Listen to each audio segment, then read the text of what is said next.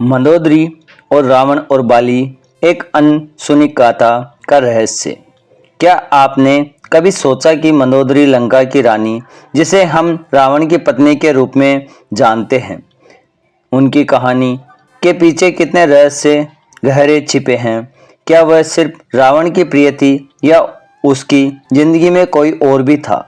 कुछ प्राचीन लोक कथाएं फुसफुसाती है कि मंदोदरी का दिल कभी किष्किंधा के शहर बाली के लिए धड़कता था, तो फिर रावण ने उसे कैसे पाया?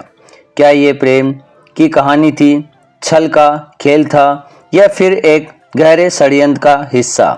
आइए समय के पर्दों को हटाकर उस युग में चले जहां शक्ति, अहंकार और नियति का खेल अपने चरम पर था। ये कहानी आपको हैरान कर देगी, सोचने पर मजबूर कर देगी और शायद आपको दिल को भी छू लेगी। तो तैयार हो जाइए, क्योंकि यह गाथा सामान्य नहीं है। तीनों लोकों के दो पराक्रमी योद्धा, उस युग में जब देवता, राक्षस और मनुष्य एक दूसरे के भाग्य को चुनौती देते थे।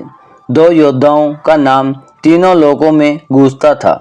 एक था रावण, लंका का स्वामी, 10 सिरों वाला राक्षस राज, जिसने अपनी तपस्या से ब्रह्मा को प्रसन्न किया और असीम शक्तियां हासिल की। स्वर्ग के देवताओं को उनके सामने झुकना पड़ा, पाताल के राजाओं को गुलाम बनाया और पृथ्वी के हर कोनों में अपनी बादशाहत का डंका बजाया। उसका अहंकार इतना विशाल था कि वह खुद को त्रिलोक का एकमात्र स्वामी मानता था। दूसरा था बाली, किष्किंधा का वानर राजा, जिसे भगवान विष्णु का अनोखा वरदान प्राप्त था। जो भी योद्धा बाली से युद्ध करेगा, उसकी आदि शक्ति बाली को मिल जाएगी। उसका मतलब था कि बाली से जीतना असंभव था। लेकिन बाली सिर्फ एक योद्धा नहीं था, वह एक तपस्वी भी था। वह संध्या वंदन और गहरे ध्यान में डूब रहता था। उसका नियम था कि जब तक संध्या पूजा पूरी न हो, वह कोई काम शुरू नहीं करता। युद्ध में जीत के बाद भी वह पापों से मुक्ति के लिए तपस्या करता। बाली की यह आध्यात्मिक और शारीरिक शक्ति उसे अजय बनाई रहती थी। रावण और बाली का पहला टकराव एक दिन रावण का अहंकार उसे बाली के द्वार तक ले आया। उसने सोचा, अगर मैं बाली को हरा दूं तो त्रिलोक में मेरी बादशाहत को कोई चुनौती नहीं दे सकता। रावण की किष्किंधा पहुंचा, जहां बाली उस समय गहरी तपस्या में लीन था। रावण ने तरह तरह के चालें चली, अपनी मायावी शक्तियों का प्रदर्शन किया, जोर जोर से गर्जना की, लेकिन बाली की एकाग्रता टस से मस नहीं हुई। आखिरकार रावण ने इतनी भयंकर गर्जना की कि पृथ्वी कांप उठी और बाली का ध्यान भंग हो गया। बाली ने आंखें खोली और सामने रावण देखा। उसका चेहरा क्रोध से लाल था। रावण ने युद्ध के लिए ललकारा, लेकिन यह उसकी सबसे बड़ी भूल थी। बाली ने एक ही झटके में रावण को अपनी पकड़ में ले लिया। रावण ने अपनी सारी शक्तियां आजमाई, मायावी जादू, शस्त्र, अस्त्र, लेकिन कुछ भी काम न आया। बाली की शक्ति के सामने रावण का अहंकार चूर चूर हो गया। बाली ने उसे 6 महीने तक अपनी पकड़ में रखा, जैसे कोई शेर अपने शिकार को दबोच लेता है। 6 महीने बाद जब बाली की तपस्या पूरी हुई, उसने रावण को आज़ाद कर दिया। रावण ने कहा, हे महाबाली, मैं तुम्हारा शक्ति का स्वीकार करता हूँ। मैं हार गया हूँ और तुमसे मित्रता चाहता हूँ। बाली ने हंसकर जवाब दिया, रावण, तुम हार मान रहे हो, लेकिन तुम्हारे दिल में छल अभी भी जिंदा है। रावण ने बैर न करने का वादा किया, लेकिन उनके मन में अपमान की आग सुलग रही थी। वह सोच रहा था, ये अपमान मैं कभी नहीं भूलूंगा। प्रश्न, क्या रावण का मित्रता का वादा सच्चा था? नीचे कमेंट में अपनी राय दें। रावण की चाल और मंदोदरी का अपहरण। समय बीता, बाली ने अपने भाई सुग्रीव को किष्किंधा का राजा सौंपा और फिर से तपस्या के लिए चला गया। रावण को यही मौका चाहिए था। उसने अपने अपमान का बदला लेने के लिए ठानी और एक चाल चली। उसने एक ऋषि का वेश धारण किया और किष्किंधा में प्रवेश किया। बाली का कठोर नियम था कि किसी भी अतिथि, खासकर साधु ऋषि, को पूरी सेवा की जाए।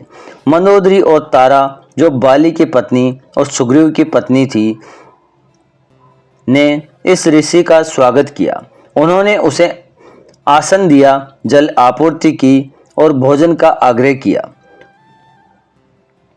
लेकिन जैसे ही मौका मिला, रावण ने अपनी असलियत दिखाई। उसने मंदोदरी और तारा को बलपूर्वक पकड़ लिया और अपने पुष्पक विमान में डालकर लंका की ओर उड़ चला। किष्किंधा ने किसी को भनक तक नहीं थी। रावण की चाल इतनी तेज थी कि कोई कुछ समझ पाता उससे पहले वह लंका पहुंच गया। मंदोदरी की चतुराई और बलिदान। पुष्पक विमान में मंदोदरी ने स्थिति को समझा। वह जानती थी कि बचना मुश्किल है, लेकिन वह सिर्फ सुंदर नहीं बल्कि बेहद चतुर थी। उसने रावण को ललकारा, ए राक्षस राज, अगर तुम इतने पराक्रमी हो तो ये कायरता क्यों? मुझसे युद्ध करके जीतने की हिम्मत क्यों नहीं दिखाते?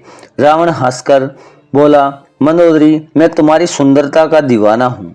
बाली का वरदान उसे अजय बनाता है, इसलिए मैंने उसे यह रास्ता चुना। विजय का हर रास्ता जायज है। मंदोदरी ने देखा कि रावण अपने अहंकार में डूबा है, लेकिन उसने हार नहीं मानी। उसने तारा को बचाने का निश्चय किया। वह बोली, हे लंकेश, तारा गर्भवती है, उसे छोड़ दो। रावण कुछ पल सोच में पड़ गया और फिर सहमत हो गया। उसने तारा को किष्किंधा में छोड़ दिया। अब मंदोदरी अकेली थी, लेकिन उसका दिमाग तेजी से काम कर रहा था। उसने रावण से कहा, मैंने सुना है कि तुम्हारी गर्जना इतनी भयंकर है कि गर्भ गिर जाता है। मैं इसे सुनना चाहती हूँ। रावण ने अपनी पूरी शक्ति से गर्जना की। वह आवाज़ इतनी भयंकर थी कि आकाश गूंज उठा, पृथ्वी कांप उठी। इस गर्जना का असर मंदोदरी पर पड़ा और उसका गर्भपात हो गया। समय से पहले उसके पुत्र का जन्म हुआ। मंदोदरी ने उस शिशु को तारा को सौंपा और उसका नाम रखा अंगद, जो उसकी माँ का अंश था। मंदोदरी ने मजबूरी में रावण के साथ लंका जाने का फैसला किया और वहाँ गर्दव विवाह किया। लेकिन क्या यह उसका प्रेम था या नियति का खेल? यह सवाल आज भी अनुत्तरित है। क्या मंदोदरी ने रावण को सच्चे दिल से अपनाया या यह सिर्फ मंदोदरी की मजबूरी थी? अपनी राय कमेंट में करें। बाली को क्रोध और रावण का भय। जब बाली 1 साल की तपस्या पूरी कर किष्किंधा लौटा तो उसे मंदोदरी के अपहरण का पता चला। उसका क्रोध आग की तरह भड़क उठा। वह लंका की ओर दौड़ा और रावण को ललकारा, बाहर आ राक्षस, आज तेरा अंत निश्चित है। रावण का दिल कांप उठा। वह बाली की शक्ति से अच्छी तरह वाकिफ था। वह महल दर महल छिपता रहा, लेकिन बाली का क्रोध शांत नहीं हुआ। आखिरकार रावण ने चालाकी से बाली को भोजन के लिए आमंत्रित किया। बाली को अपनी शक्ति पर पूरा भरोसा था, इसलिए वह महल पहुंचा। वहां उसने मंदोदरी को देखा। मंदोदरी ने साफ शब्दों में कहा, हे बाली, अब मैं किसी की पत्नी नहीं रह सकती। रावण की गर्जना से मेरा अंगद कमजोर पैदा हुआ। अब मैं केवल उसकी माँ हूँ। बाली का क्रोध शोक में बदल गया। उसने फैसला किया कि कोई और माँ अपना शिशु न खोए। उसने अपनी गर्जना से लंका को दहला दिया, जिससे वह वहाँ की कई गर्भवती स्त्रियों के गर्भ प्रभावित हुए। फिर उसने रावण को जीवन दान दिया और किष्किंधा लौट आया। बाली का रावण को जीवन दान देना सही था या उसने गलती की? नीचे कमेंट में ज़रूर बताएं। मंदोदरी का पुत्र और रावण का अंत। लंका में समय बीता। मंदोदरी ने एक पुत्र और जन्म दिया, लेकिन ज्योतिषियों ने भविष्यवाणी की कि यह शिशु रावण के अंत का कारण बनेगा। रावण भयभीत हो गया। उसने न सिर्फ उसके पुत्र बल्कि लंका के 62,000 नवजात शिशुओं को नदी में बहा दिया। लेकिन नीति को तो कुछ और मंजूर था। वे शिशु एक विशाल बरगद के पेड़ के पास रुक गया और उसकी कहानी अधूरी रह गई। कहानी की सीख और रहस्य का गाथा शक्ति, छल, प्रेम और नियति के बीच एक अनोखा संगम है। मंदोदरी ने की चतुराई हमें सिखाती है कि सबसे मुश्किल परिस्थितियों में भी हार नहीं माननी चाहिए। बाली की उदारता और रावण का अहंकार हमें यह बताते हैं कि सच्चाई और नैतिकता की हर अंत में विजय होती है। लेकिन सवाल वही है, क्या मंदोदरी वास्तव में बाली की पत्नी थी? क्या रावण का प्रेम सच्चा था या यह सिर्फ उनका अहंकार था? ये रहस्य आज भी अनसुलझे हैं।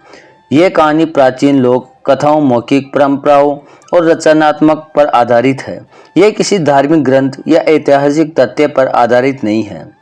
इसका उद्देश्य केवल मनोरंजन, विचार विमर्श और आत्मविश्वास चर्चा को बढ़ाता है।